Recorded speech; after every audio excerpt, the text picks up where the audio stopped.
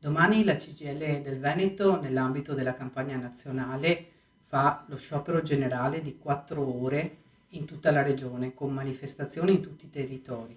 Lo fa per cambiare una manovra iniqua e sbagliata. Iniqua perché non dà risposte a chi ne ha bisogno, non ci sono interventi sui salari, aiuta gli evasori e preleva ancora una volta dai pensionati risorse per pagare proprio il tema della tassa piatta.